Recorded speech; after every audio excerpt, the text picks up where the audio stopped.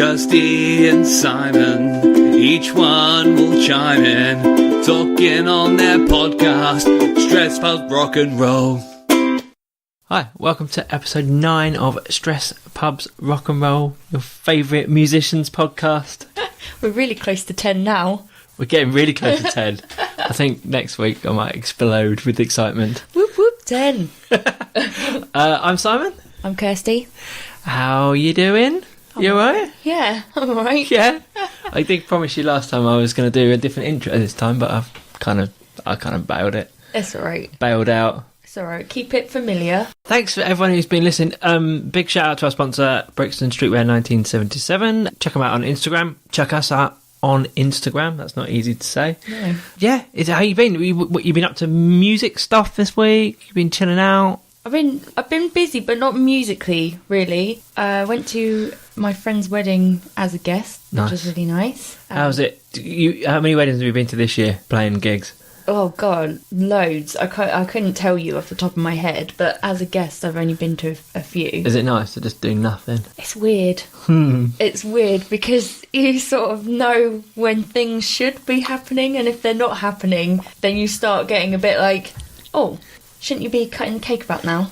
Good. Wedding snob. Shouldn't the band be starting about now? Oh, so did they have a band? Did they have live music? They did have a band, yeah. Yeah, so they had live music. I can't digress too much about it, but they booked a bagpiper, right? Okay. Pyro bagpiper. Pyro bagpiper? Yeah, so when he was playing the bagpipes, flames shot out. No way. At the top. It was pretty epic. Freaking insane. Yeah. Wait, that was supposed to happen, right? Yeah. Okay. And we all gathered around the front of the You were pavilion. laughing, going, he's great. He was great. Yeah, he burnt all his eyebrows. No, it was supposed to happen, and my friend, they sort of cued it all, and everyone come outside. So we all traipsing across the lawn to go and watch the bagpipes, and yeah, my friend, she was like, "Look at that!"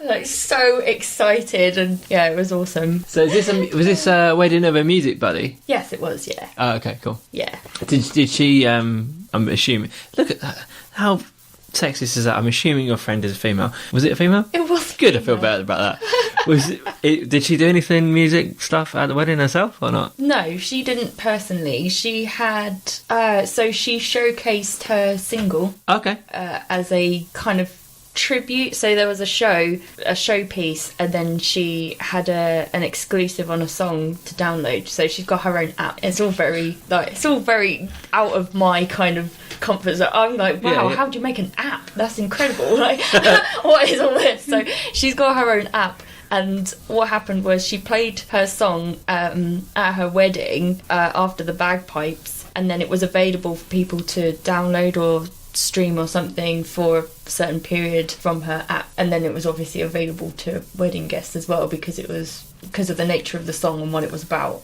Okay. It was pretty cool though, and it was, what do you call it? Synchronised? Is it synchronised? It was synchronised with fireworks. Like Sweet. a firework display. I'm sure that like you hear that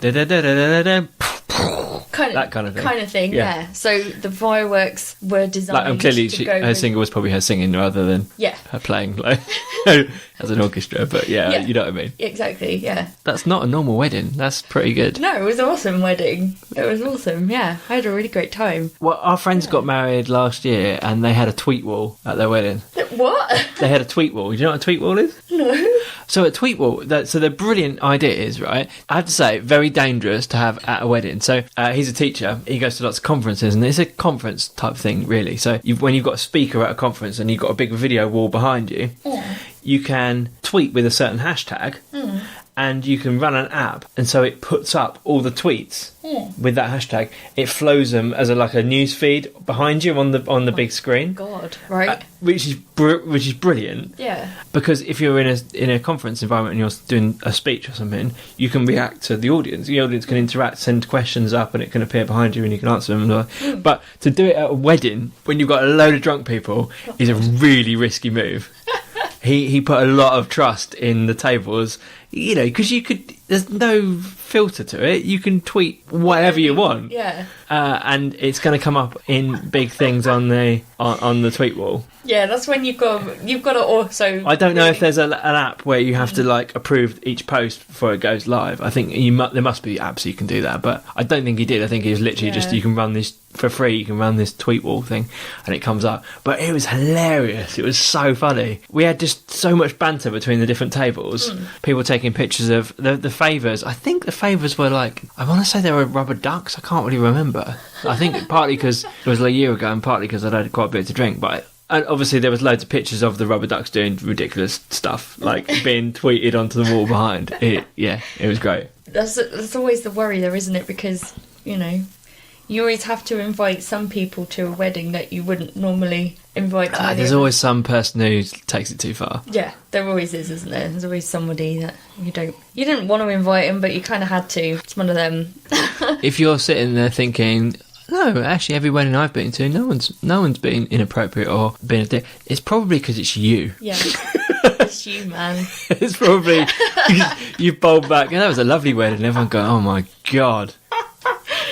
Did you see Terry? Took his trousers off again on the dance floor. Yeah, people don't appreciate that. Stop doing it. They don't. I had I used to work with a couple of people, and whenever they had more than 3 beers, their shirt would come off. Oh god. It's constantly amount of parties I've been to with guys just naked, top half, just dancing around, hugging each other on the dance floor. Did I tell you about that guy? I must have done, talking about mic drops, I maybe had done. There was a massively tall South African guy, he was about 7 foot tall. He took my microphone, refused to give it back, and then he launched it across the stage. And, obviously I was a bit angry after that. Yeah.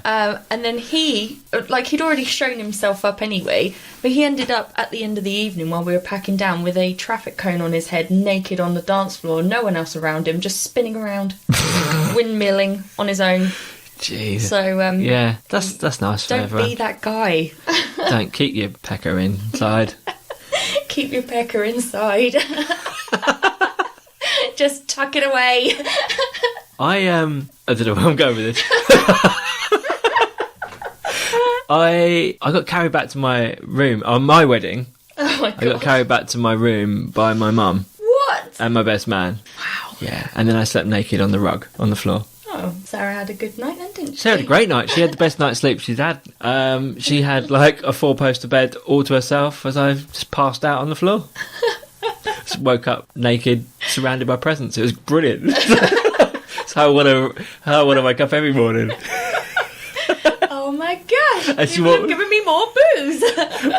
Actually, what was a bit disconcerting was not only the fact that I woke up naked on the floor, but our friends had bought a helium balloon in the shape of a cat. I don't know if you've seen it, but they've got that cat. It's in the shape of a cat, and it's kind of weighted with these little cardboard legs. So it just hovers as if the cat's walking. And I woke up, and that was the first damn thing I saw when I opened my eyes in the morning. It was this cat right in my face. I had a really weird wedding request this week, really weird, and they've actually literally just texted me. I'm still, so we may have to cut this out, because I might. Well, it depends on how much of an audit trail there is back to me. So it's still in play, I would say. Really? I was still in play with this wedding. And so I had anyone who's listened to the other podcasts in this season so far will know that we love Wonderwall. It gets requested. Actually, we've got requests. I'm going to talk about this in a second. It got requested before I'd even pretty much got out of the car last week. Wait a minute. Someone walked past me. Yeah. Someone walked past me and going, "Oh, you playing tonight? I play Wonderwall." I was like, I haven't even got my stuff out of the car yet. Jesus Christ. Car boot. Kind of thing, innit? Before you've even parked the car, you've got the handbrake on. Got any perfume or jewellery? That annoys me. Yeah.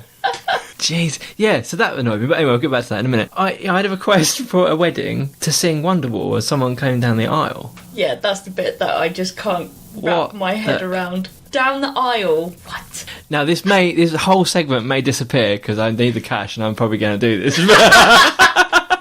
Yeah, well, we all know it's going to happen. It's fun. Well, I was I couldn't quite work it out because it obviously wasn't the bride who'd sent me an email. It was one of their maid of honour or someone like that. Because I could just tell from the way they were speaking in the third person about she wants this. And they said, do you do any Oasis songs? And I was like, well, that's a bit weird. Maybe there's one. I was waiting for the connection, waiting for to say, oh, we got I was proposed to at an Oasis gig, and it would be really lovely to sing this slow song at the thing. But I just got back and with a list of like 6 songs that I can do. They got back to me and said, yeah, well, obviously we want Wonderwall as she's walking down the aisle, obviously. And then maybe do like, I don't know, Champagne Supernova or whatever. What, as they're walking out of Yeah. the church or whatever, or the chapel? Yeah, I was thinking, well, I've got like none of them are really that appropriate at all. Like, do you know what I mean? Can't play "Don't Look Back in Anger" as she's walking out. None of it works. It's just really weird. I had 2 classic things happen this week, music-wise, that I think most people who are musicians will be able to relate to. First one is I had a freaking gig cancelled the day before I was supposed to do it. Yeah, what's that about? It annoyed me because, well, 2 reasons. One, it's just bang out of order. Secondly, I was banking on the money. It was my best paid gig of the month, and I was banking on the money because I'd just been away for the weekend, and that was going to fund my entire weekend. So it was a fair amount of money. I got booked through this. Should I name and shame them? I'm going to name and shame them because they're crap. So there's a couple of booking websites that I tend to use. One of them, love it to bits. It's really good. It's got its issues. It has got its issues, like any site. It used to be a lot better than it is now, which is last minute musicians. I'd agree with that. But nevertheless, they've done some really good new features that are pretty good. And still, I'm probably getting still 50% of my stuff through there, right? Okay. Pop Top, on the other hand, which is works in a different way. It's a booking service, so you are an artist on there. You don't pay to be on the site. It's free. But then people put in, I want this event, I've got this event, I want this singer. And then they can farm out emails to different people and you kind of quote back. Yeah. And it's just a race to the bottom all the time, generally. Yeah, that sounds like Encore and... It's exactly the same as that shite, yeah. Encore's rubbish. And That's horrible. I was looking at my stats on it yesterday. I think I've had 7 bookings and I've responded to like 800 gig requests in the last like 2-3 years. Wow. Awesome. Like 7 bookings off the back of it, which is just not worth it. But anyway, I had been booked through this site, had it all confirmed. I'd even had a text message from the pub saying, haven't heard from the booking agent, are you kind of cool for the gig? Yeah. This was a month ago. I texted the pub back saying, yep, all cool for the gig, I'll be in touch the week before, but yeah, in the diary, all booked, this is the price, see you then. Yeah. Got one back saying, cool, thanks. This week, I phoned him, couldn't get hold of him on the Monday. Phoned him the day before the gig, just to say, hey, just checking, still on for tomorrow night. He's like, oh, didn't I speak to you like the other day? I was like, no, you didn't. Because, I spoke to someone the other day, who we're now going with. What? So I'm like, well, no, because you booked me. No, I spoke to the booking agent like 2 weeks ago and told him like I hadn't heard from you, which is a complete lie anyway. I hadn't heard from you, so book someone else. What? So I'm like, well, I've got a text message from you, mate. Well, do you know what I mean? You're not going to change your mind. Yeah. I'm now down a significant amount of money and you're peeing me around. Wow. It's poor show. He's like, well, I told him. So I went back to this booking agent and had a right old go. And all they'd done is they hadn't sent me an email or anything like that. They just changed the status of the booking in there you're supposed to like decline. And I didn't go in and, given the fact that I'm responding to like 50 messages a month on this site, I only ever log in just to respond to stuff. I don't look and browse through my whole history. Yeah. I sent them a really shitty email. Yeah. Basically, they should be responsible for the money. It's a catalogue of stuff that just never let you know. No. They just send an email out to say you've now been declined from this thing. Or give me a chance to come back and then say, oh, why is it declined? Is it because they haven't heard from me? Or can I revise my quote? Or whatever it is. Yeah. It's just nothing. It's ridiculous. They were like, oh, we've just changed our algorithm, so from now on, there will be an email that goes out. Oh, good. And the cancellation fee, maybe? Yeah. So that's fine. The other thing that I had this week, which probably everyone can relate to, is I did one of those gigs where at a new venue. I won't name it because actually the venue was a bit of it was a very old man pub and very, very local. Yeah. But they were nice enough. They were very nice, and the landlord was really pleased and accommodating and all that kind of stuff. Didn't muck me around. It was actually a day after that one got cancelled, so I had a good bitch and moan to him about pubs and how inappropriate it was for pubs to, so we kind of bonded over that. But I had one of those gigs where the atmosphere was just appalling. Like there's no atmosphere at all, no matter what I did. Yeah. Nothing. No claps, nobody even turning round. Like, there were people just playing darts, they had the football on, it was just, like, absolutely nothing. Yeah. And I spoke to, like, a couple of my musician friends who actually came down to see me. That was the nice thing about it. I turned around and there was a little table, I had a little posse that I didn't know were going to turn up. Yay! So that was nice. Some of the local acts were down there. But they'd all played there previously, and they said, every time we play it, it's just nothing. Oh. It's nothing at all. And so that was a bit like, you're just sort of going through the motions at that point. Yeah, it's no fun, is it? And the other thing that was not making life any better for me was sometimes, if that's the situation, and you just go, well, I'm just going to play for myself and just enjoy it. But I had kind of two things that were going on. One is that when I got there, the landlord really helpfully said, I've got a PA in the system, I've got a backline set up. Oh, okay. Might as well just use ours rather than lugging it in. Yeah. I was like, oh, sweet. Initially I was like, that's brilliant. I don't have to get my speakers out or anything. I just grab my mixing desk and away we go. Yeah.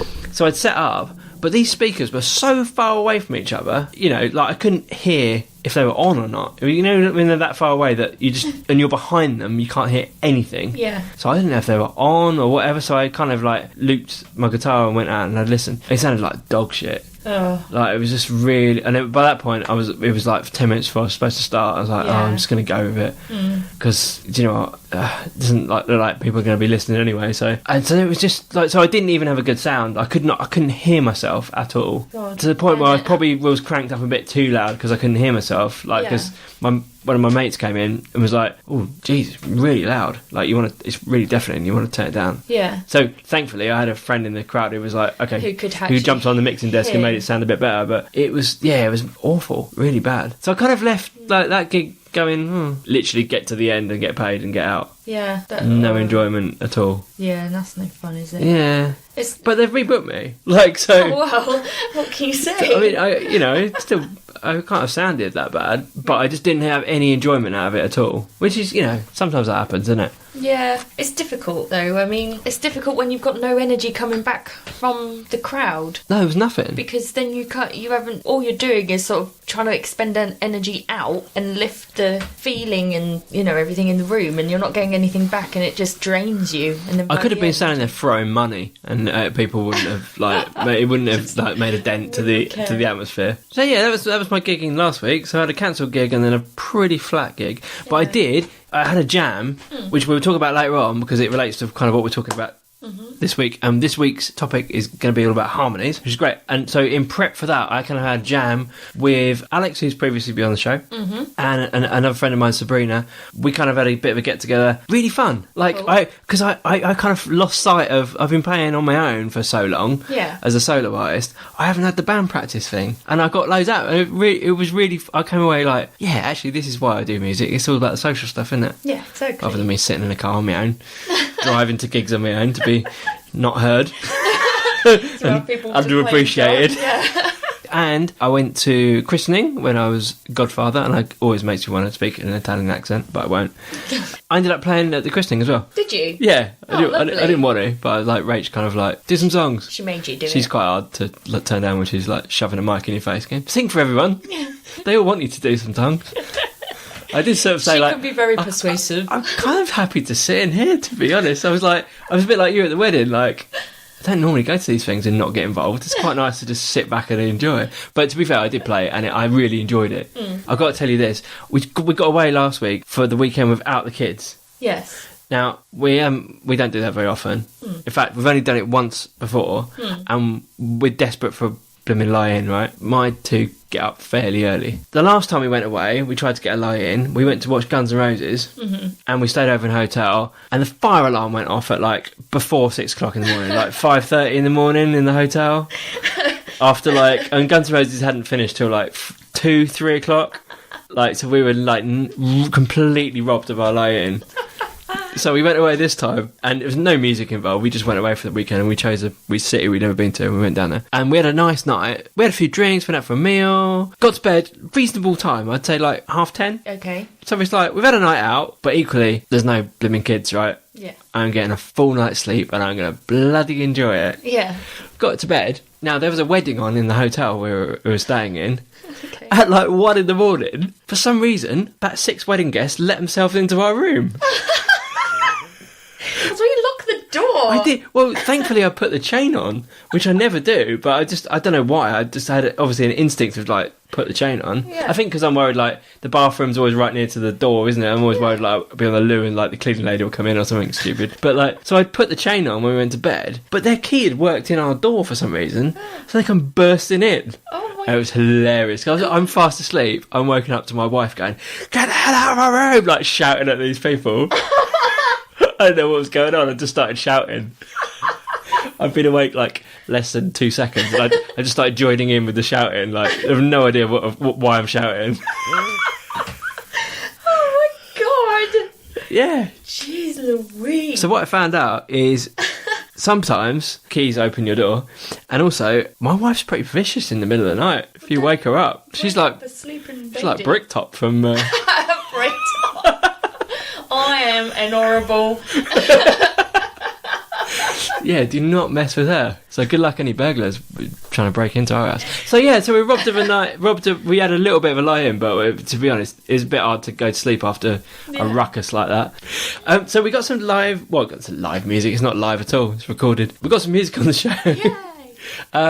Thanks to Battle Me and James Maddock for last week's, and for their kind comments on listening to the podcast. They both really enjoyed it. Oh, lovely. Which is good. Now, we've got a topic today of Harmonies. So I've deliberately picked some stuff that I love anyway and wanted to play, but I've maybe shuffled stuff around and picked stuff that's got some really good demonstrations of harmonies in. Yeah. This next band I was going to play. Now, I got a bit worried about this because I've been listening to these guys for like 2 years, maybe a little bit longer than that, and I think they were great. I saw a clip on YouTube, I think, of him, and I just loved the sound. The guy's got a brilliant voice, and I had written them down about a month ago to say, because we always ask people, rather than just playing stuff, we always ask people, can we use your songs? And I like to get a little bit from the bands. I'd written them down about a month ago to contact them to say, hey, can we use your stuff? And literally, like the week after I'd written that down, and I hadn't reached out to them at this point, they got covered by a BBC 3, did a documentary on them. Yes. And they started to like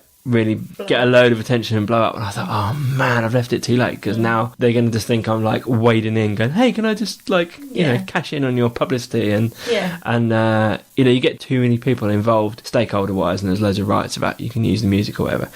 But anyway, I kind of reached out to them and just said, look, I didn't even reference the documentary. I just said, we've been loving your stuff, can we play it? They've been really great. They've been like, yeah, it's fine. Yeah, do what you like. We'll be glad of the, of to be included in your podcast. So that's pretty cool. So I'm going to play your song, and then we're going to talk about it. This band are great. I think they're from the Liverpool area. They're definitely a UK band, and they're called Xander and the Peace Pirates, and this is Dance with the Devil.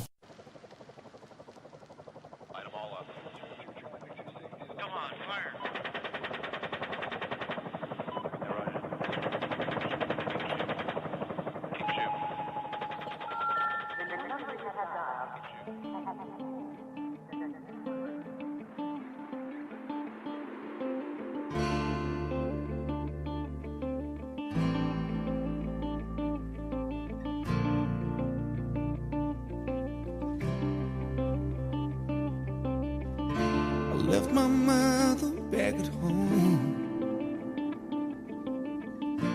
Joined the army to see the world. Be a man, fight a war. I just ended up killing strangers. When you dance with the devil don't change. He changes you. He changes you.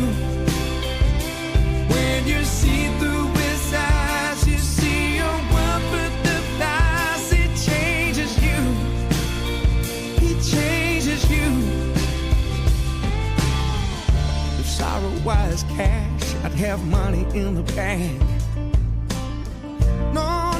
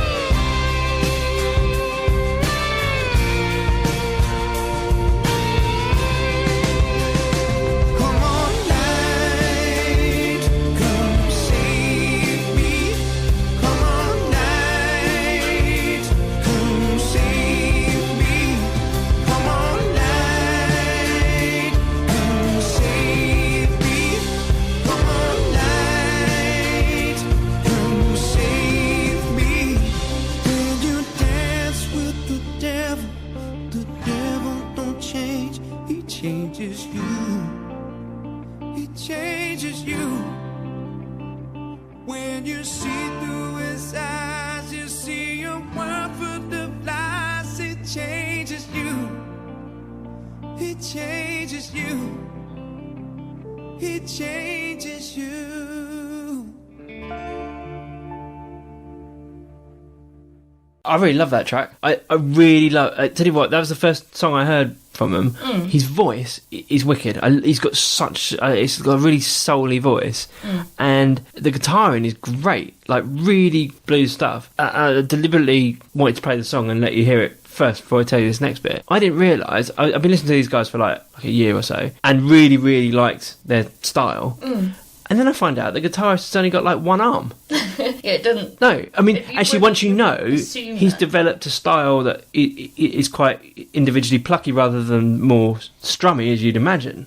But he's playing like really good guitar stuff, like way better than I can play. And he's only got one arm. But anyway, that's besides the point, because I think, I read a good interview with him in Rolling Stone. Yeah. I think it was Rolling Stone, or one of those ones anyway. They were very cagey about asking him about the arm thing, right? Yeah. Because, quite rightly, you don't want that to become the thing about your band, right? No, obviously. And actually, what I really liked is I had no idea about that.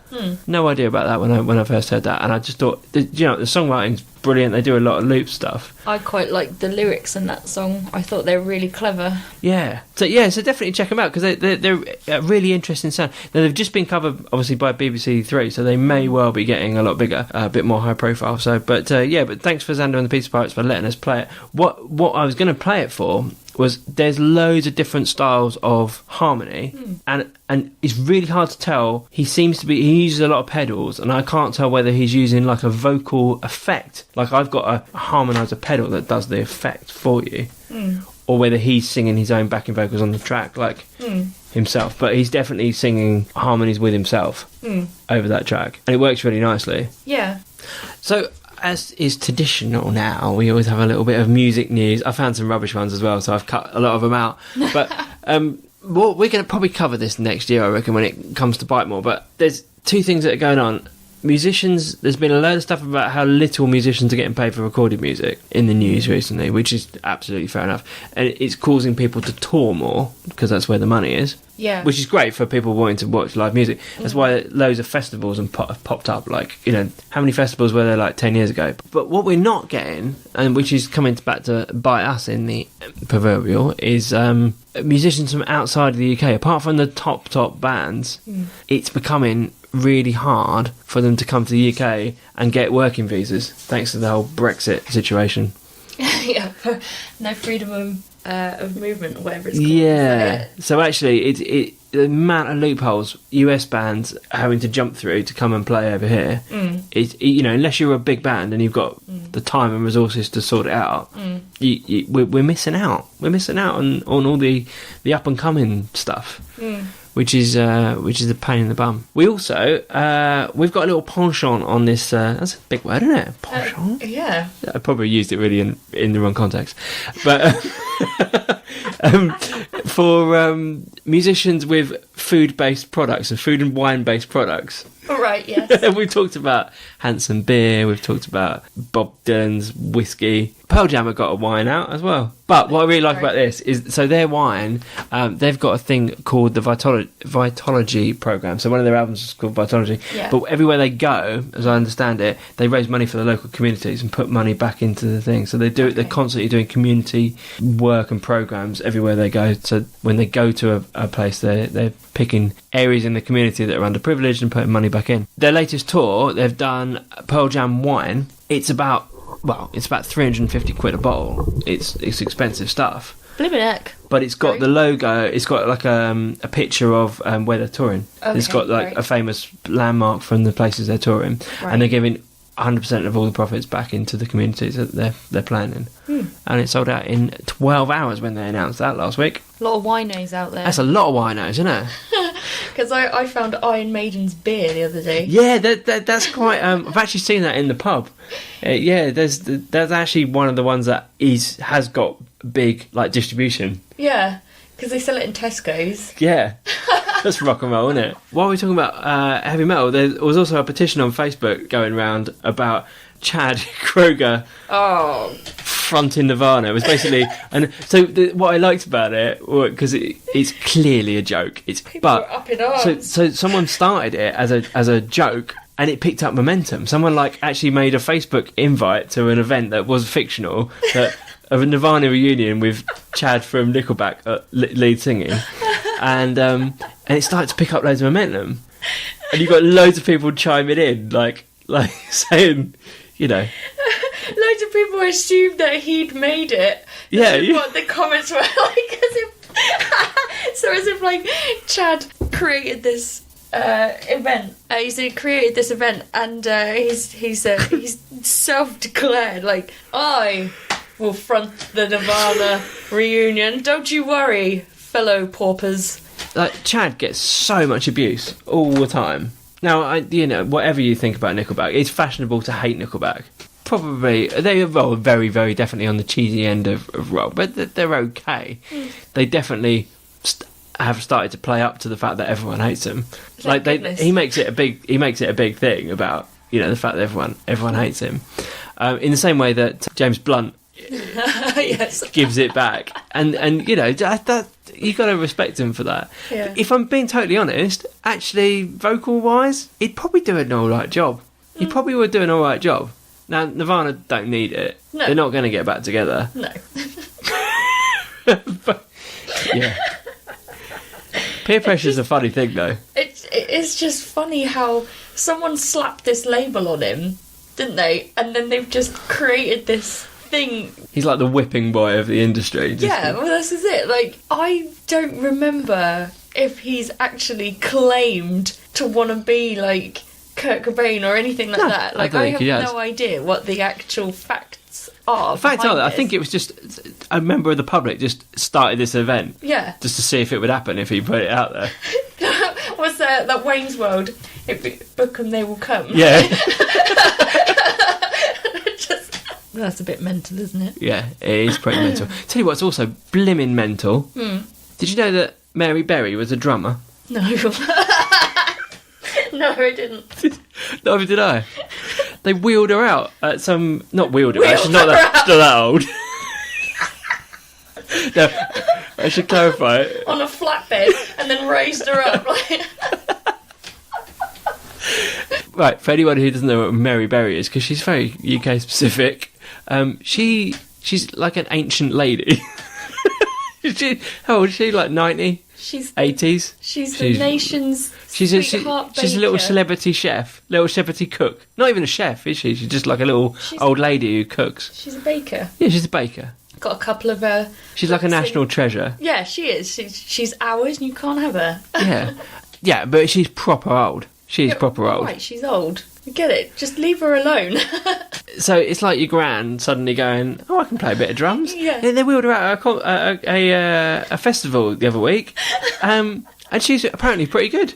She's a drummer. She was judging the Victoria Sponges, wasn't she? I don't know what she played. I really wanted to have played like One by like Metallica with a like double bass pedal, like.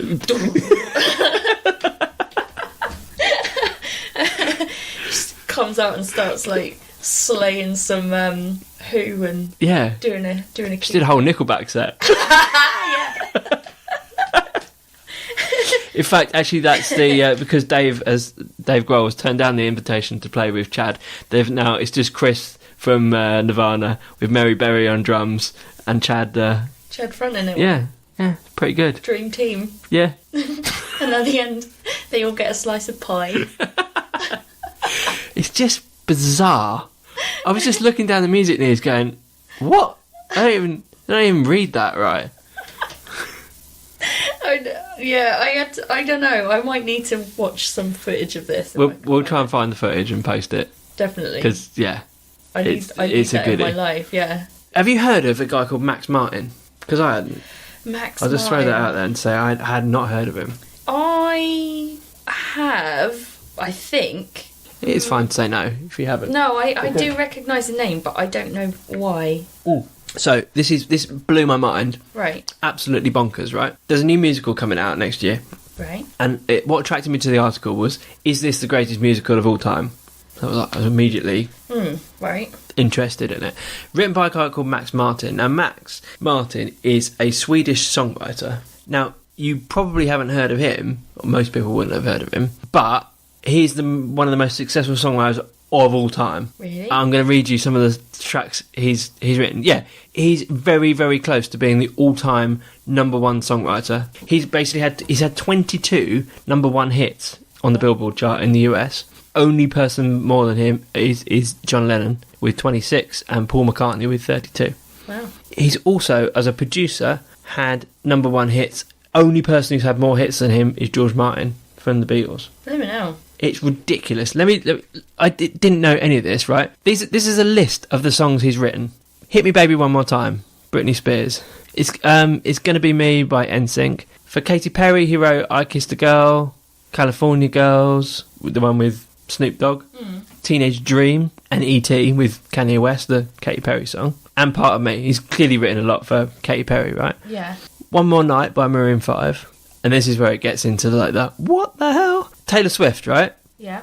He's written We Are Never Ever Getting Back Together. Yeah. He wrote Shake It Off. Blimey. He wrote Blank Space, Bad Blood, and on her last album she did, he wrote 9 of the songs. Freaking hell. So basically, like, wrote all Taylor Swift's stuff. Yeah. Pretty much. He did Can't Stop the Feeling, Bloody Justin hell. Timberlake, Raw by Katy Perry, Dark Horse by Katy Perry. Big songs. Big songs. Everybody by Backstreet Boys. That's a belter. In fact, he wrote 7 out of 12 of the Backstreet Boys songs on the album Millennium, Jesus. including I Want It That Way. Oh, tune. He wrote that. I know how I feel about the Backstreet I know. Boys. He wrote that Show Me Love by Robin, the dance song. Yeah. Bryan Adams, he wrote Cloud Number 9 and Before the Night Is Over. Oh my god. He also wrote about 4 or 5 hits for Westlife. And, it doesn't even stop there, he wrote Since You've Been Gone for Kelly Clarkson.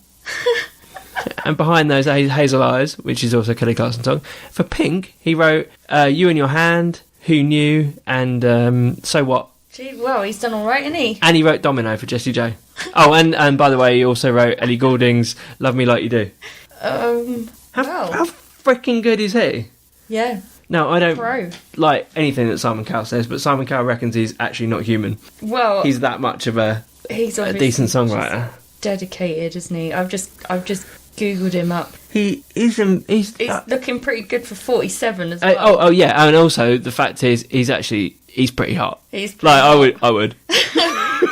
Just saying, he's Like annoyingly, he's got luscious locks. He's got a bit of a gruff beard got going lovely on. blue eyes. Wow, there you go. The guy has written pretty much every between him and Pharrell Williams. If you threw Pharrell Williams' catalogue in there, he's probably written 90% of the number ones for the last 10 years. Yeah, I see. He must have. Like you could do a similar list for Pharrell Williams, but it's ridiculous. That is crazy. I think the reason that I recognise the name, and this is going to sound really bizarre, but the books that I teach from, Singing Wise, Oh, it probably got his credits in. loads of them, and they have all the song credits in them, so I see them on a weekly basis. Yeah. Yeah, because especially the, what are they called? The Taylor Swift ones. Yeah. They, I mean, I'd be happy with Hit Me Baby One More Time. well, I mean, that's a big enough hit in itself, surely. Sit back and you're made for life. That would be nice. It goes on wouldn't to it? record like another 40 number ones or something stupid. I think it said something. Got a taste for it. He's worth $2.1 billion The guy's or something. Like an absolute monster that I'd never heard of. It's unbelievable. But anyway, so he's writing a musical that's out next year. That's going to be banging. Then, Pretty isn't good. I'm pretty sure that it's going to be some banging tunes on that. When I was a kid, right? I had this thing when I was like about 8. I wanted to write Billy Joel the musical and perform it at school. I never told anyone. I just had this idea that like. Didn't he kind of already do that himself? Well, I think he probably got the idea from me. Oh, obviously, yeah. Piano Man came straight from the mind of Simon. I think he'd probably already written Piano Man, but no, I can't claim any songwriting credits from Billy Joel, but I think I had the idea about wrapping him up into a musical maybe before him. I just maybe didn't vocalise it. Should have. I should have done, yeah. Should have done. I had all the credentials. Yeah. Could play I couldn't even play the recorder at that point. Play the ruler. The ruler. Yeah. Anyway, you've got to have a vision, haven't you? Talking about a vision, my vision for this episode was that we were going to talk about harmonies. Listen, I think most people know or have an idea what a harmony is, but there's lots of different ways of approaching it. How would you describe a harmony? So, how I would describe it is 2 or more notes played at the same time. They can either be the same note, which is a unison, they can be a second apart, minor or major, or they could be a third, minor or major, a fourth or a fifth, which are perfect.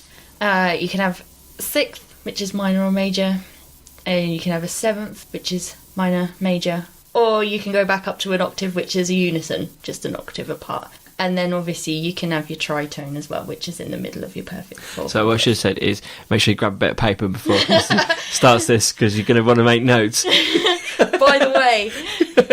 No, yeah, that's true. That's the very theoretical... It is. Yeah. So essentially if Two people singing together at once. Yeah, so essentially it's 2 notes played at the same time or more. Yeah. And I think, why I really wanted to focus on it this time, because we're going to have loads of people playing, unsigned people playing music and doing covers and all that kind of stuff. Maybe in duos. It's difficult to do a harmony if you're on your own, but you can do it, and I'll tell you how in a minute.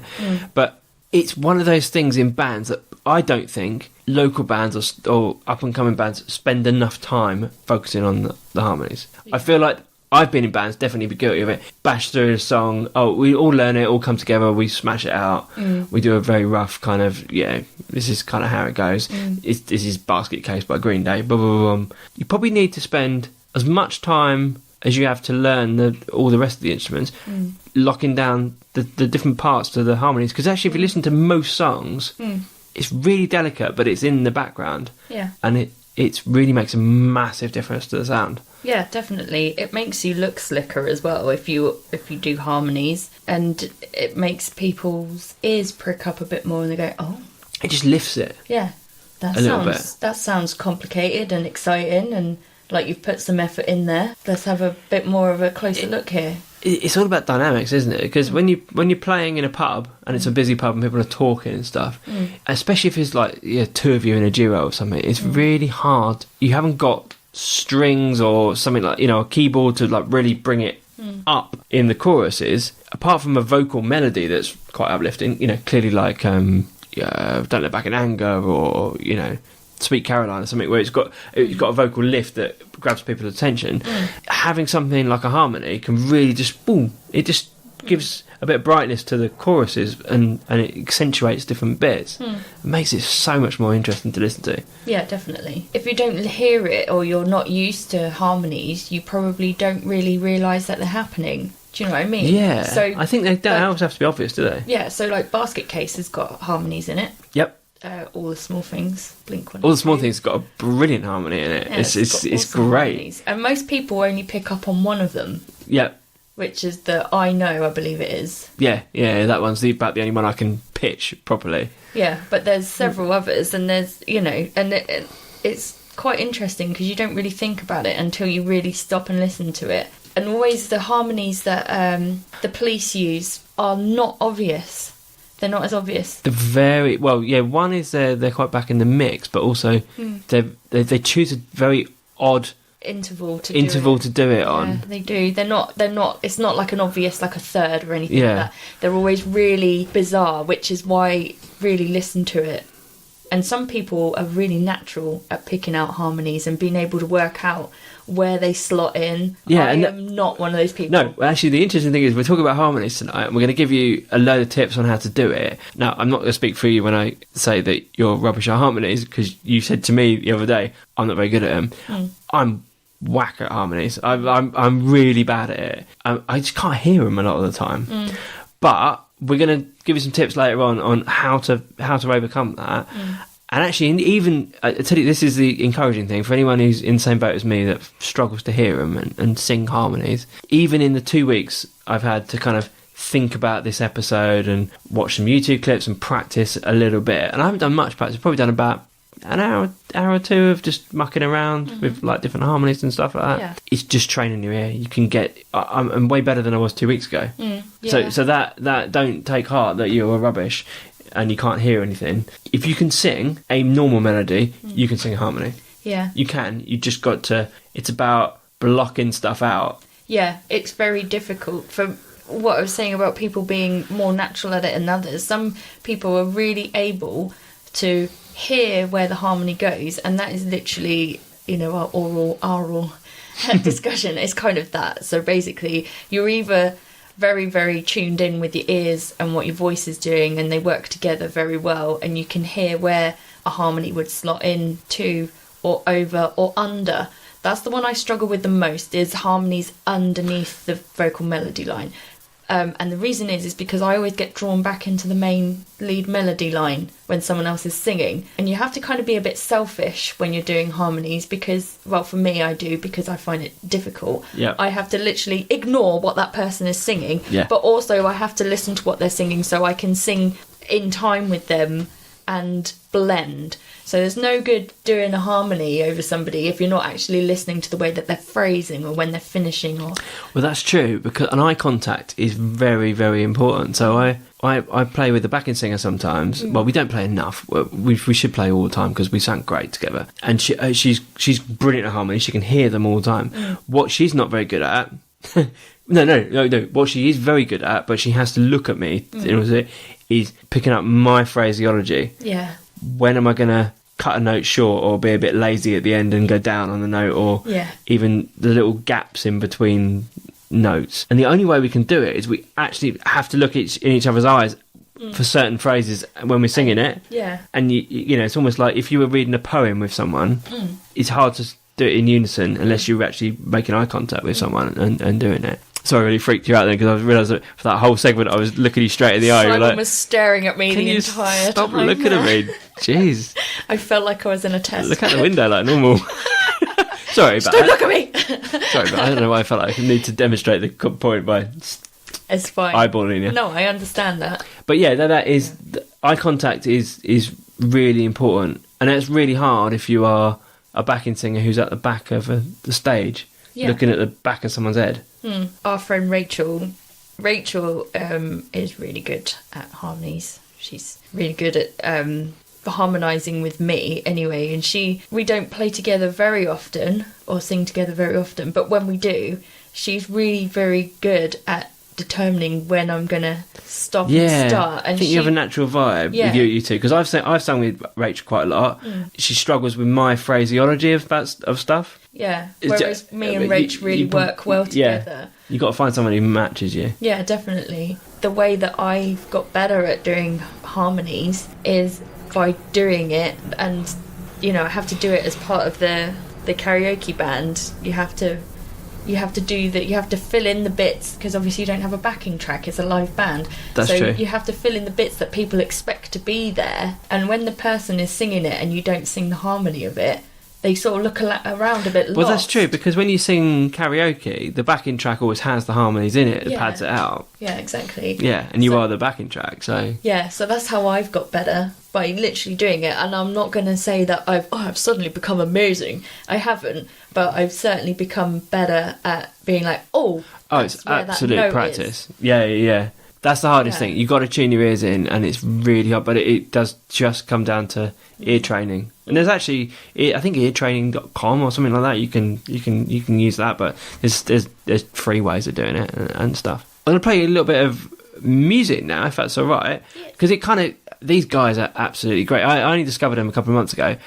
I've kind of rinsed through all their albums and EPs, and I'm like, I'm not bored of it by any stretch, but I'm like, I want some more stuff. More things. But that's my problem, not theirs.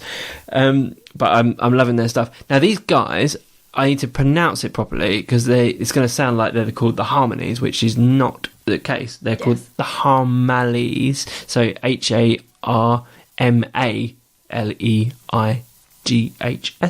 Now they're from Nashville. Yes. They're cracking. So one perfect fit for tonight, because the harmonies they've got. There's two of them. Two girls.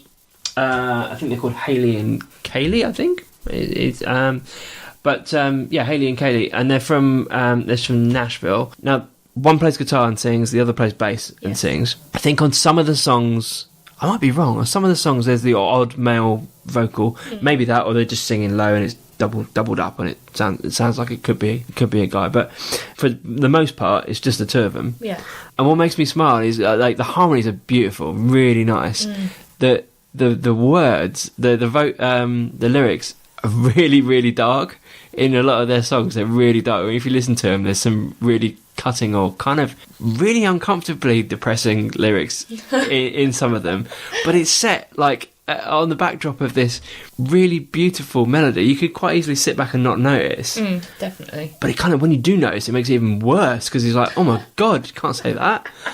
And then every now and again, they have this little bass run on some of their songs. So it just makes me smile, man. There's this, there's some bass lines you just go, oh, cheeky. Yeah.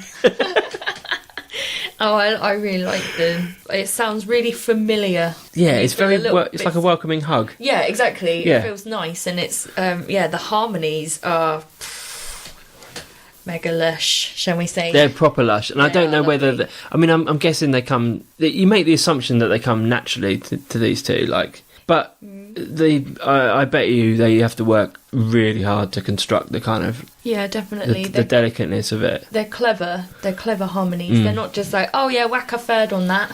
They're not like that. They weave. They weave, and they're really considered. Yeah, these two, they know each other vocally very well. You can tell straight away. It's quite nice. I like it. I think we bigged it up an adequate amount. Yeah, man. Yeah. Anyway, they're great, and thank you for letting us play your stuff on our podcast. Yes, thank you. So we're going to play a couple of tracks. This is the first one. This is called Hesitate. I paint my face every color. I do my body just the same.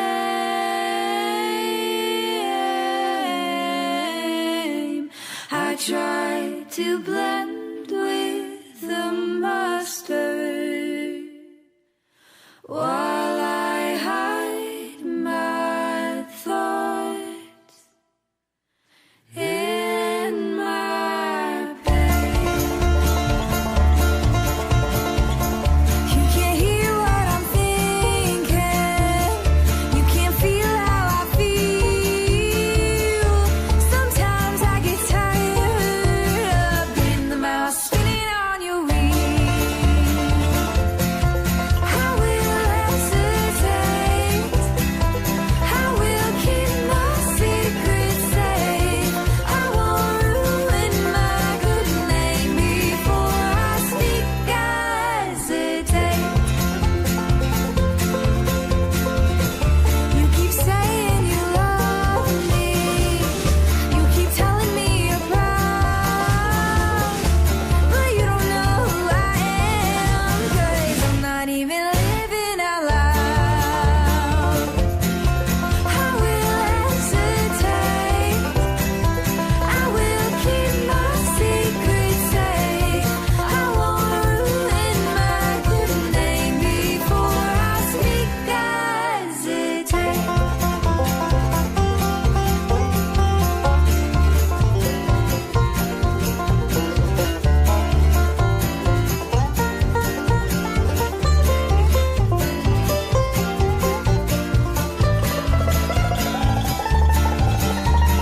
Cared about the neighbors, talked too much to know that I was lost. No apology.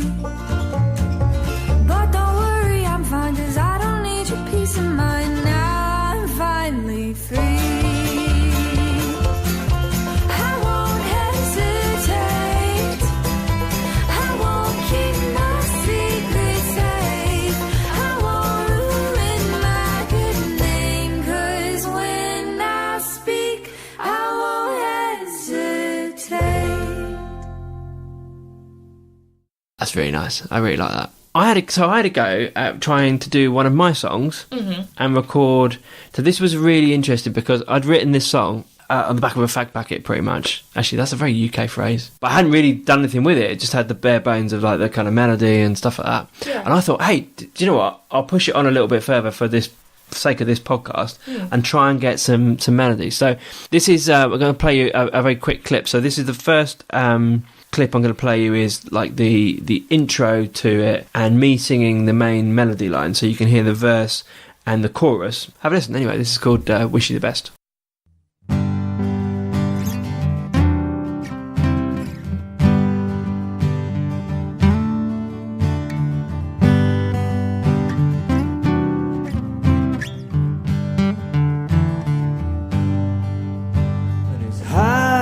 Capture the feelings when you're all on your own, but it's equally hard to be friends. Consider just how we both felt, feeling a little peculiar myself. Know that it's just moving on. Wish you the best, and I hope you can rest somewhere.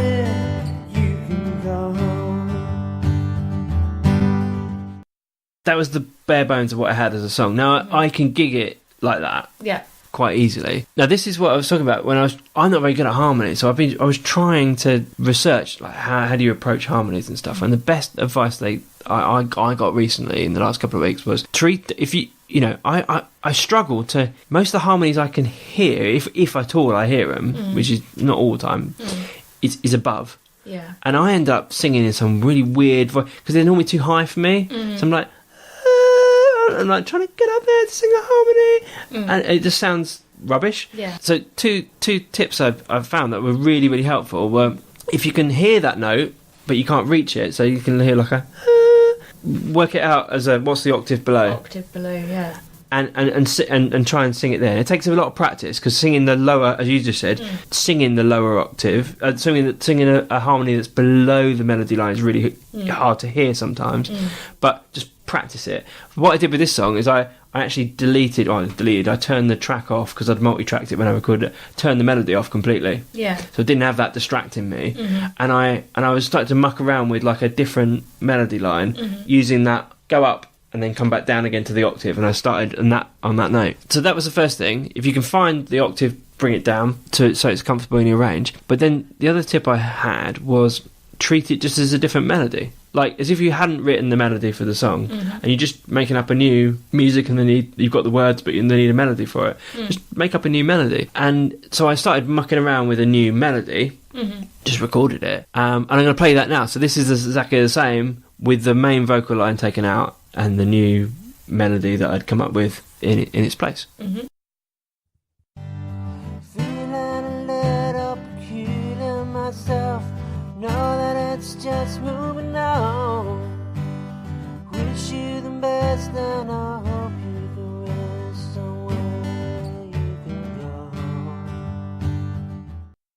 Cool. So sounds a little bit different. Sounds a bit more uncomfortable, that version, because it's not the kind of melody you'd expect. It was a little bit more uncomfortable, but I got there, and actually 20 minutes of just mucking around with that felt quite comfortable. Yeah. Now, this is the cool bit. I had no idea if it was going to clash, work, or whatever, but I played them back both and put them both back on top of each other, and it worked really nicely. I was like, oh my god, I've done a harmony. That sounds really good. I'll play it one more time, and this is us.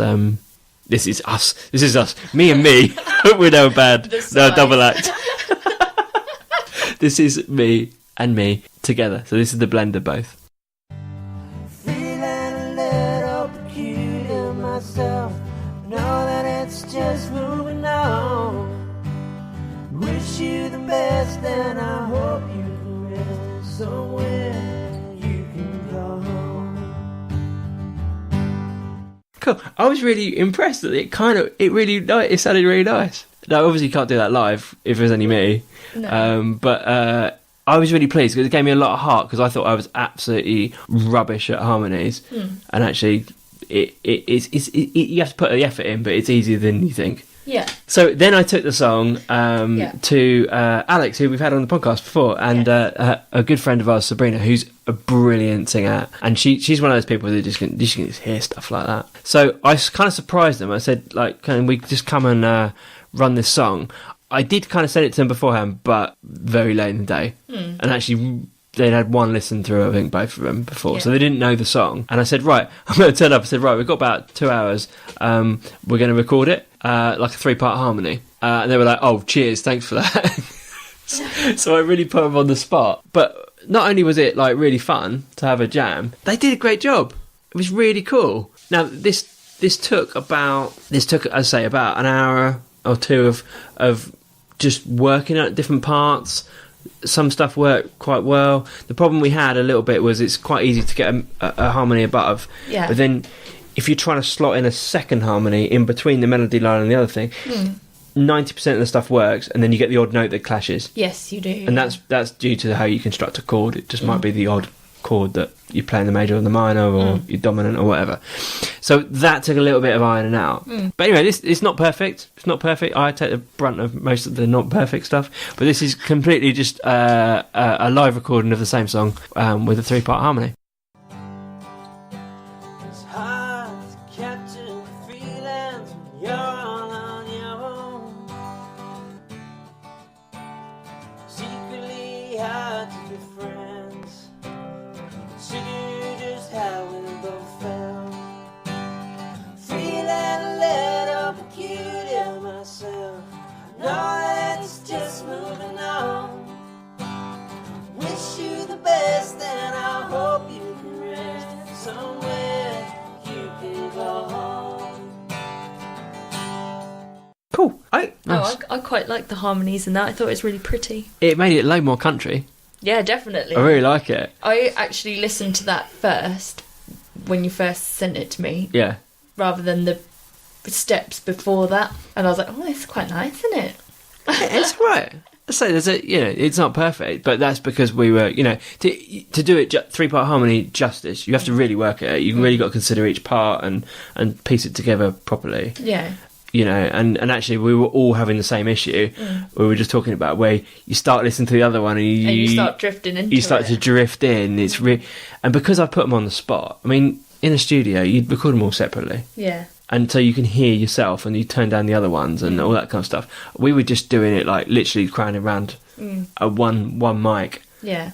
With the guitar not even plugged in, so to fair play to them and not knowing the song either. I really landed it on them. Yeah. So I believe you got an example as well, haven't you? I do, yes. So I've got an example. So I've got one example which is an originals from really, really long time ago, because I just don't record original music that I write. Get over it, I just don't do it, okay? Right. And so my old band, Catch Me I'm Naked, and it's a song called We Are the Kids.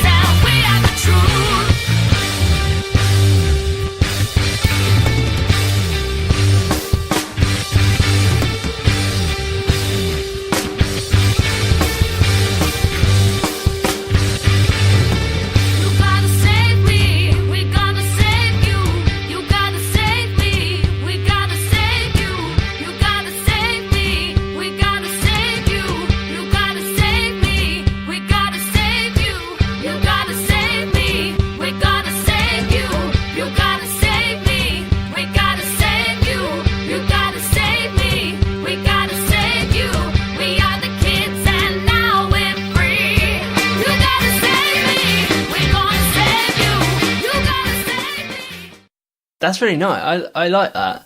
Yeah, the rocky. It's a bit angsty, isn't it?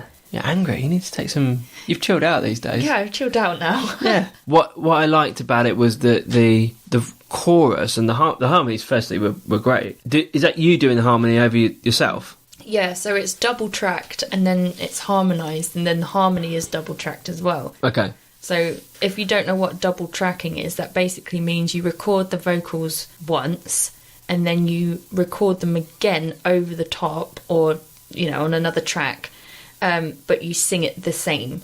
The aim is to get them pretty much as close to each other as you can, and that's not... Technically, it is a unison harmony, but that's not the purpose of double tracking. It's just to thicken the vocal. It works surprisingly well, doesn't it? Like, so first time I was in a studio, someone did that to my guitar.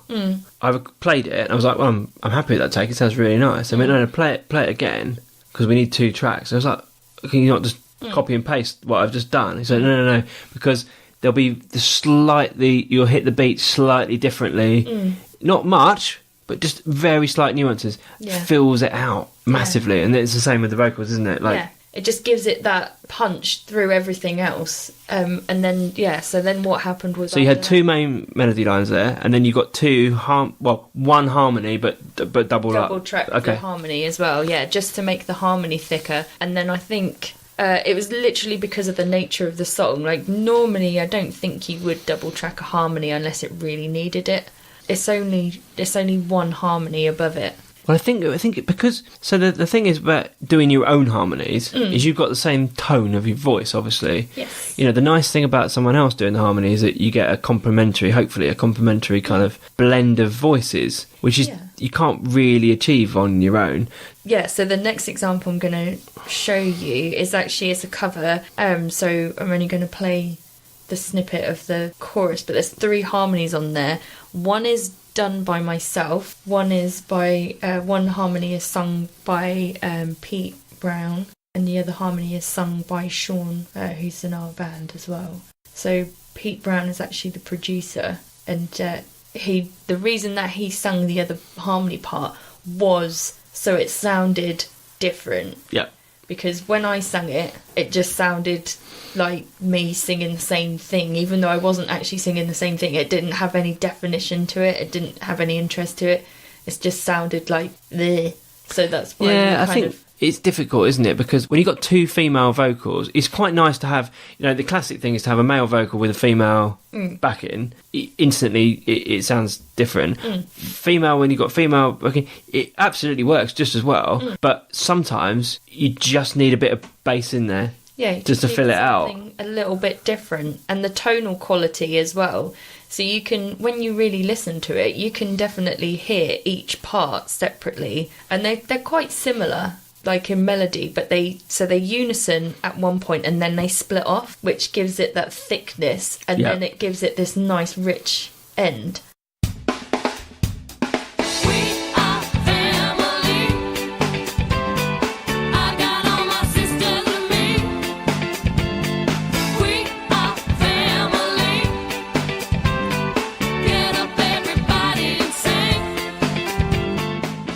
When I was doing it, when I was recording it, so the harmony on the end part is sing. It's like that, and I couldn't. Every time it was playing, that thing was happening where I just kept singing everybody else's parts. So I was in the recording studio, and I think someone filmed me doing this, like while I was in the vocal booth, and I'm going sing, like that, like getting it in my head. It's like the most annoying sound in the world. Well, I found this the other week, because when I was doing that thing, right, you get your note, which was like, say it was like, we can't just come straight in, so you need a bit of a lead in. So I was like, okay, well, I'll go to the beginning of the chorus, but I'm not singing till the third line. By the time I've got to the third line, I was like, and I'm now, and I'm like, oh, for God's sake. That's the same as the melody. I know. Yeah. That's why you have to get it in your head where it is. Yeah. Definitely. It's quite funny. If you know where it is, like if your ears work, which mine don't because I'm obviously deaf, then it's fine. It's just practice. It is. There's loads of tips. Actually, I'm probably, I'm going to talk about this, not coming from it from a level of authority about how to do it, but, I'm feeling my way as much as anyone. But, actually, I've tried a few of these things. The good news is, folks, that a lot of these tips I've tried out for you over the last week or so. Tried and tested. And yeah, they're actually surprisingly useful. So I've kind of amalgamated a load of stuff from a load of different sources to kind of give you what I think and what we think is probably going to be helpful. So the first thing is kind of understand the theory of harmony. Not necessarily, I mean, you've got a good understanding of music theory, right? Yes. Because I teach it. So. Yeah, exactly. Not everyone's going to have that, but if you have access to even a piano, if you haven't got a piano, just download a piano app on your phone or something. At least gives you a keyboard with the things. Yeah, now, I've got one on my phone. Find middle C on the piano or the keyboard, and if you downloaded an app that's only got like 12 notes or something on it, you're going to be looking for the white note that's to the left of the two black notes. There's two black notes together, and then there's a space, and then there's three black notes together. If you go to the left of the two black notes, yes, that's your C. That's your starting point. Yes. In here. Now, if we think about the key of C, I'm going to make this really simple. Any key has a series of notes that works within it. Yeah. Right? Yeah. In set intervals. The beauty of the key of C is that it's literally just all the white notes on the piano. Yes. If you only hit the white notes, you can't go out of key. Yeah. You accentuate the right ones, and it will sound nice. So just ignore the black notes. So if you're starting on if your melody starts on the C, the easiest easiest harmony to find is the third, which is two notes up. Yeah. On the keyboard. So skip a white key, and then your next key, that's your note. If you play those together, you will hear what it sounds like. Now, if you want to get the fifth, which is the next, I guess, most common, but you triad, harmony to pick, it's another two up from that one. F and G. Yeah. So you miss a white note, and it's the next one. So try playing the C, which is your first note in the chord, with the third one. Play them together. Ignore the third one and try to play the first and the fifth, and see, and just familiarise yourself with that.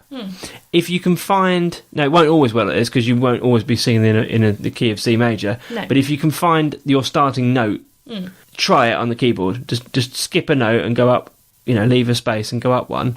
It's going to be that note or the one below it or the one above it. Preferably that note or the one below it, probably that will work. Yeah. So you'll either end up on a minor or a major, depending on what key you're in. But you will be able to hear it. But you'll be able to hear what's the correct note. Yeah. Pretty much. If it sounds sad, it's minor. If it sounds happy, or if it sounds like kumbaya, that's your major. Okay? Yep. And then your minor is the sad. Yes. The saddest kumbaya you ever heard. Yeah, your second note will be slightly lower. So the first thing is just visually. If you're struggling, visually look at it on a keyboard or just try it out. The other thing I struggle to hear the notes on the thing. So practice pitching your voice to a note. Now it doesn't matter whatever note you hit on the keyboard or piano or any instrument you've got. Play the note and then try and sing it back. Yes. And just practice that, being able to hear a note and sing the same thing. Yeah. You might be absolutely terrible at it. Yeah. You probably will be absolutely terrible at it. But the more you practice, it will only take, a couple of days of trying before you start to really understand and hit it properly. But, don't expect to sound like the Eagles after 5 minutes. 5 minutes of trying to do harmonies. Training. But try and play the note and sing along with it. The other thing you can do is try and singing the alternate things. Once you get used to that, practice with the intervals on the piano. So once you're used to singing a note, then play the third and see if you can sing that one. Yeah. Play the fifth, see if you can sing that one. Don't try and sing something different to the piano at this point. Just play the note that you're playing on the piano and seeing if that works. The other thing, this is quite interesting. See if you can sing the C. So sing a C on the piano and push the key on the piano at the same time. So you're singing the same note. See if you can carry on singing that same note. Don't change what you're singing while you play a different note on the keyboard. Because that's the most annoying thing about harmonies. What we both find is that you get swayed as soon as the melody changes, or someone else sings something different to you. You lose what note you're supposed to be singing. So that's a really good technique. Before you try and sing harmonies, try and sing just stay on the same note while other things around you are moving. I just get persuaded too easily. Yeah. I'm going over Yeah, there. that's a nice note. I'm going to go to that one. So try that, and then try it the other way around. Yeah. So play the C or the root note or whatever it is, and then try and sing the third, or then try and you know and practice that for a bit. The other thing that I found I haven't tried this yet, but it sounds quite interesting, is the 5-second delay technique. Have you heard about it? I was going to say to you when you were talking about the piano, that's actually how I train Cool. Well, you are kids. far more qualified to talk about that than I do.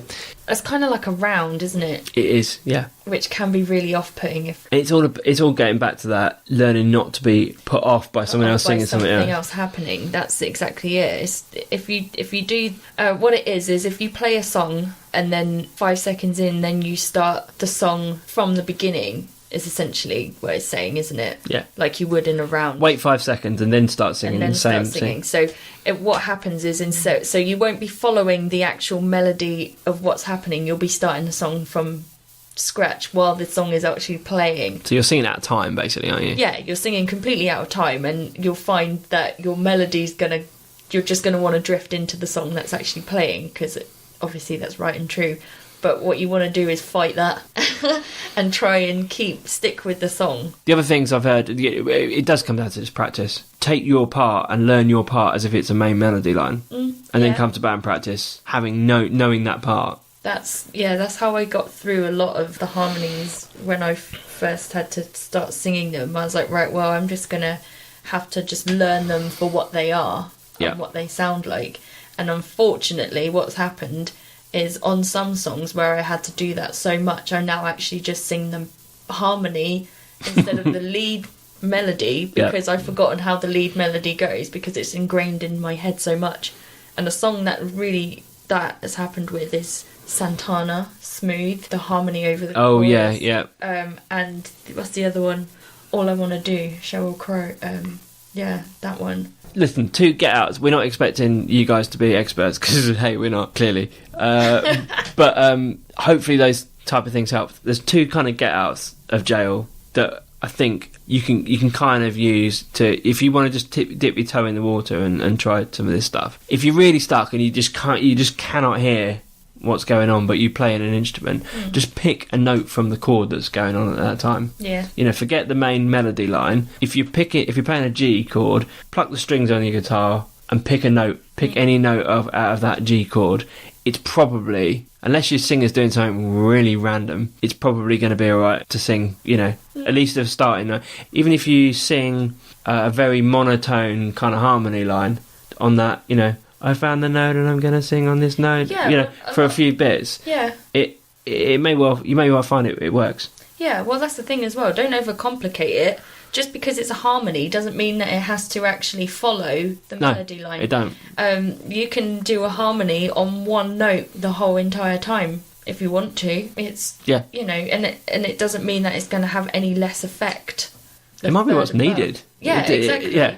The other get out of jail one is if you literally cannot pitch to save your life a harmony and it's just not working, just use the sort of response or echo kind of approach. It sounds a bit cheesy sometimes. You don't want to overdo it, but repeating a phrase in the same pitch as the melody line, but afterwards while the singers are singing the next line, can sometimes sound really nice. Yeah. I wrote a good example of that. Say a Little Prayer. Now, obviously, Say a Little Prayer, the whole song is pretty much BVs and harmonies, and obviously they're really slick because it's Aretha Franklin, so of course they're freaking slick. Queen. But in that song, there is barely any lead vocal, but when she does the lead vocal, they're like, say a little prayer for you. Okay, so it's a call and response thing, but that's literally all it is. And she just goes, forever, forever. Okay, so that second forever is the backing vocals. That's the call and response. Yeah. It? That's a great example. Yeah, so that's exactly what. And also, Ain't Nobody. Yep. They're just singing, ain't nobody. And she goes, nobody. Like that. That's all that Shaka Khan does through the whole entire song. She doesn't actually sing Ain't Nobody at all. If you listen to it, it's a bit mental. And you think, oh, hang on, actually, she didn't, did she? She sang the verse, and then she did the O's, and then she didn't. Ducked out. And then she's just like, nobody. no bag, babe. And then she just does that. Like, Which leads us on to backing vocals, because backing vocals don't have to be a harmony. Like, no, exactly. They can, you know. And there's some. We're going to have a whole other episode on backing vocals, because there's some brilliant ones, especially in that genre. There's some just bonkers ones. If like you take out the lead vocal, there's some amazing backing vocals. Actually, just on a very serious note, Aretha Franklin's very ill right now. Yeah. Really, really ill. So actually, it's in a way, it's kind of nice to be doing a kind of harmony episode, because she's a goddess, and as you say, that her style of music has got some great examples of technique. She relies on her BVs, her harmony singers, to support what she's doing. So that's how they've used it in that song. And I would say that's a lot of what BVs do, is they actually support the main vocal and they reiterate the ideas that are being portrayed by the lead vocals. Yeah, that's rather true. than... Also, it's an opportunity to sway and click in time. There's some brilliant dances. Like, if you could get a free... Yeah, it's not essential, guys, but like that, I feel like that is a dying art. You definitely need... I mean, it's difficult if you're an acoustic duo with two people playing guitar to like have some kind of dance routine, but... Yeah, but if you've got like... If you can get three of your mates in the background, definitely do it. It's the most brilliant thing. It's so funny because at my friend's wedding, so on this karaoke thing, but obviously we didn't know it was karaoke until we got there, and apparently everyone else knew and they put in songs or whatever. So me and two other friends, I was like, right, we're going up. They were like, are we? Yeah, we're going up. We're doing it. So we went up and did a karaoke, and then literally Claire and Bernadette like came running on the stage, and they're like, we're doing the backing vocals, and they had their little like dance routine. Oh, brilliant. With the like clicks and everything, and yeah, it was pretty epic. I think a wedding's a perfect opportunity for a dance routine. Like, oh god, yeah. Yeah, an impromptu kind of, this is our moment, guys. Yeah, you know, the like hold your nose and like, Oh, wiggle your arms down and do the swim, love that. the backstroke. Love a bit of backstroke, yeah. While two sing. It's just not done The enough. funky Broadway, or whatever it's called. Yeah, there's some brilliant ones. One thing I just want to call out, which I do see, you know, is if you...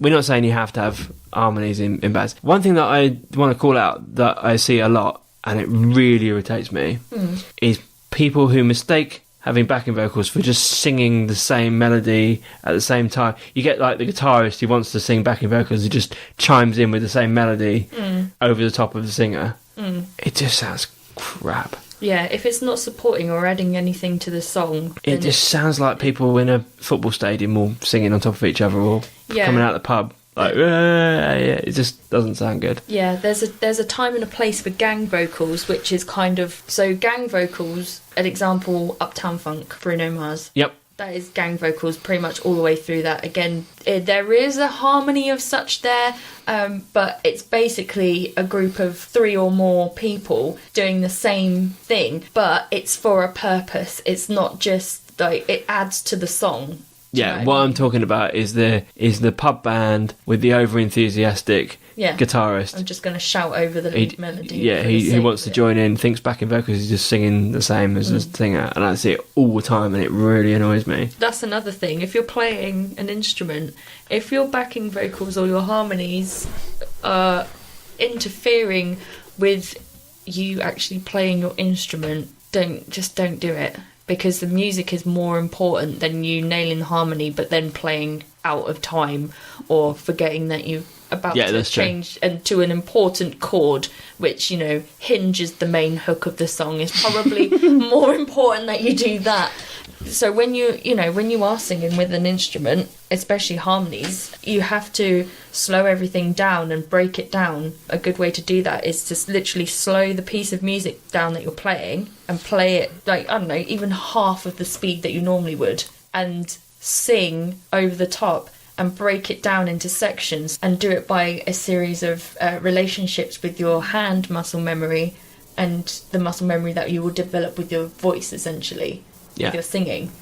Make it serve the song. And also, if you can't get it, if it's clashing with your bass, for example, there's no harm actually in the bassist suddenly doing the melody line and the lead singer doing the harmony. Yeah, swapping. You know, there's no rules around it. I just want to play one very quick example, and then I've got some really like cool facts. You look at me like they are cool. You're looking I at me read like them. they're not No, cool. I read them earlier. They're pretty damn sweet. I was debating whether to show you or not, but I showed you. This is a very short clip of one of my songs. And this is an example of, this is with me singing main vocal and Nikki from Nine Signs singing harmony. But this is an example of too much harmony. You don't always think the more the better. Yeah. Like the whole song had harmony on every single line in the verse, every single line in the chorus, the whole way through. I think maybe the bridge, she drops out and it's just me or something. It's just too much. So, you know, I'll play this example and you can listen for yourself. So here you go. This is Just the Way You Are.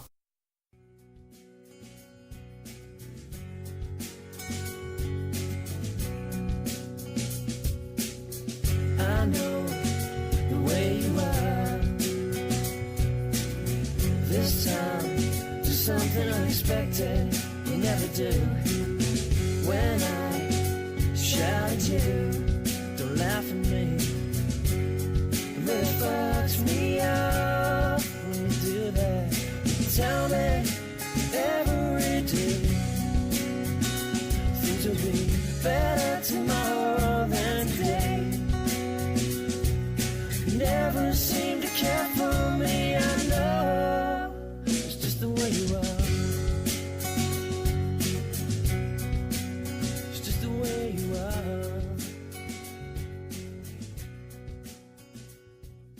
What would have been really much better in that example is if we'd accentuated just the odd line. Yeah. Like the last line of the verse or the odd word, or, you know, even in the chorus, you don't have to have it over the whole of the chorus. Maybe the first line would have been better, just me, and then the second line or the odd word in you know, being accentuated with a harmony line. So you can overdo it.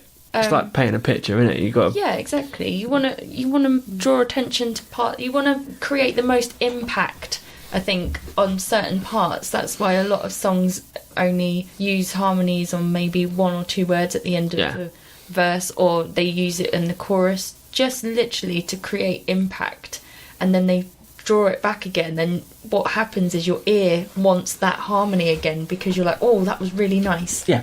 When's it coming back? Yeah, exactly. Kind of thing. Yeah. So when you look into backing vocals, there's a load of famous people who've sung backing vocals for other people. A lot of the time, no credit given at all. So this took quite a bit of googling and working out and stuff. But there's some brilliant stuff in this. Did you know, for example, well, you did because I've sent you this spreadsheet, so you're going to have to pretend I want your best impression of someone going, oh wow. Well, I knew some of it. Yeah. So Luther Vandross, great singer, started his career as a backing singer for David Bowie. That's pretty incredible. During like his 1974 tour and a few tours after that. Obviously then went on to like be a very successful singer in his own right. I imagine Bowie's probably quite a hard person he's very distinctive vocal style. Yeah. No one Bowie song is the same sort of setup. They're all completely like, just when you get used to one style, he comes with something else. So it's probably quite a difficult thing to do. The lovely Sheryl Crow and how good she is as a singer. This blew my mind completely. She started out as a backing singer for Michael Jackson. Yeah, I knew that. On his bad tour. Yeah, man. That's nuts. Yeah, her harmonies are sick. They are pretty good. They're freaking sick. If you just sit back and listen to All I Want to Do, that harmony in itself is... Yeah, it is. That's a tune. Banging. Yeah, it is a tune. I did actually know this one beforehand. The Electric Six song, Danger High Voltage, which is just a nut song. It's just ridiculous. And it's one of those songs that came out, I went, this is awful. And then like, what about a third listen, you go, this is genius. This is genius in Love every it. way. Not as much as I love Gay Bar. That is such a tune. Incredible video. It's just ridiculous. I saw them at the Reading Festival, Electric Six, and it's just the guy was singing and doing like, you know when you do press ups and you clap in between them. Yeah. He was like doing that every time he finished and it went to an instrumental bit. He'd get down and like do that. It's just mental.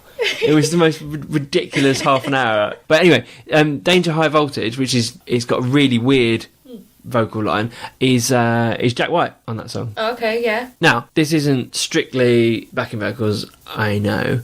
But Stevie Wonder's even been guesting on a load of people's songs. In fact, actually, he's a bit of a whore when it comes to things like that. He's played harmonica for "There Must Be an Angel" by the Eurythmics. Yeah. I didn't realise that was Stevie Wonder, and he was also on Shaka Khan's "I Feel for You" as well. Yeah. He's been on loads, but they're the two ones I can think of off the top of my head. Yeah, when you actually think about it, both of those harmonica parts do sound very similar to the harmonica part on "For Once in My Life." Yep, that is true actually. Don't they? Yeah. Ba-ba-da-bum, ba-da-ba, that kind of... Couldn't even be bothered to write a new bit. Couldn't even be... He's bloody Lazy. plagiarising himself.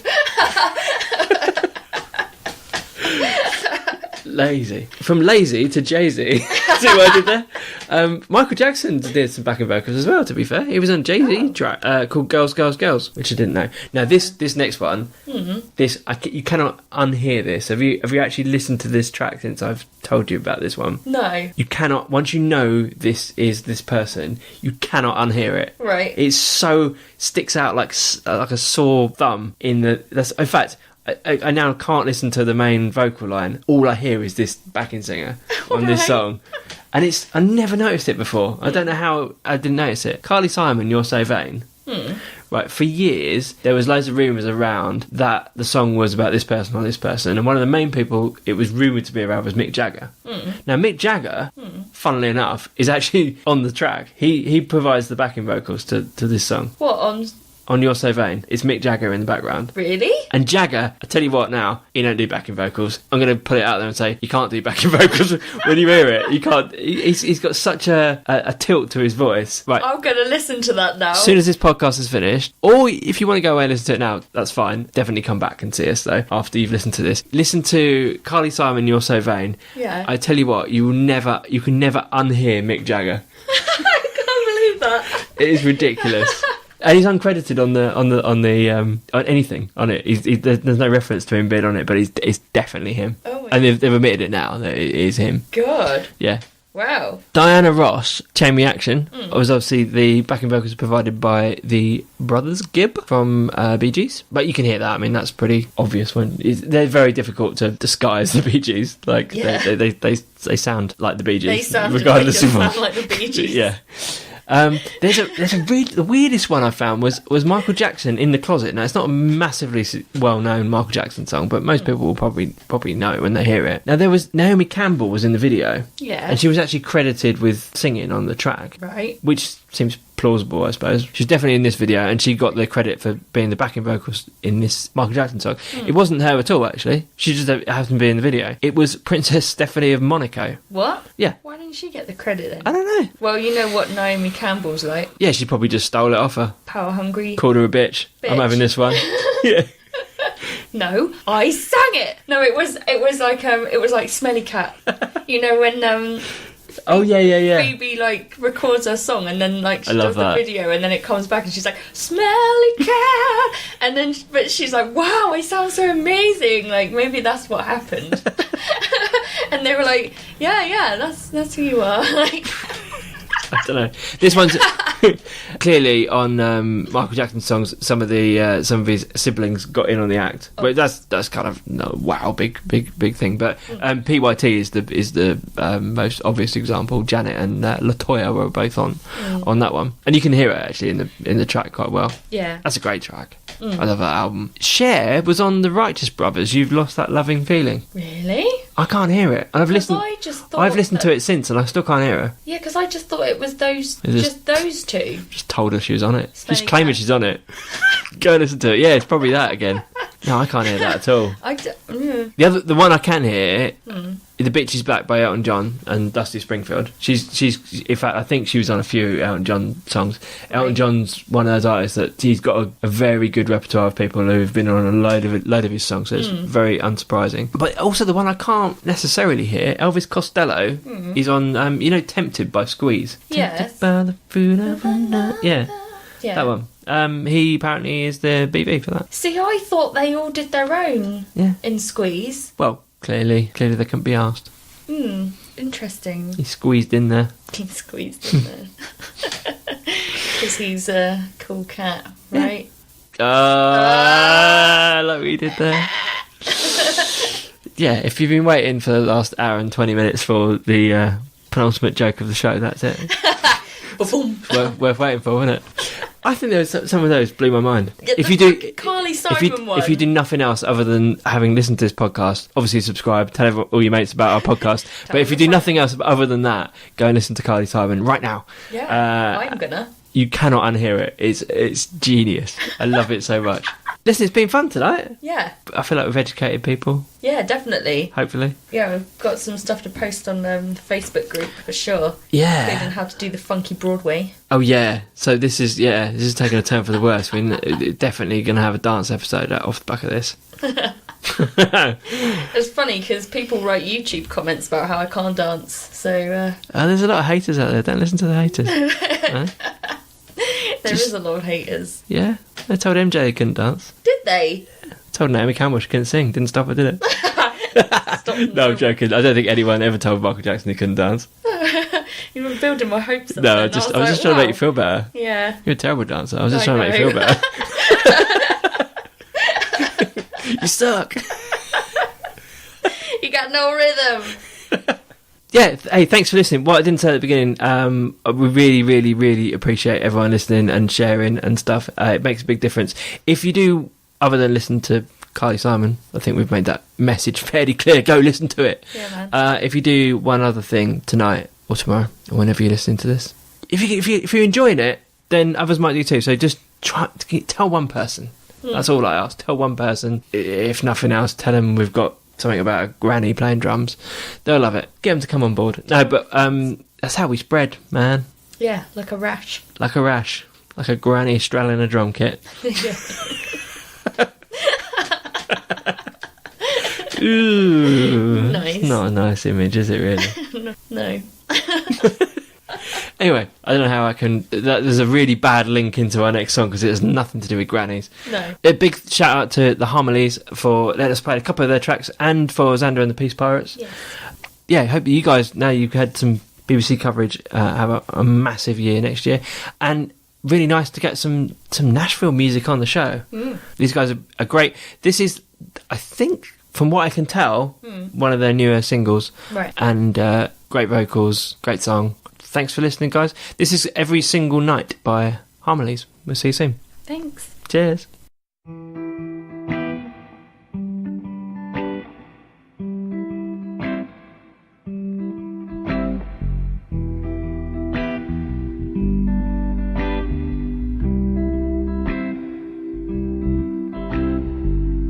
Had my lunch at Empire State. I drove a Maserati riding to a lake.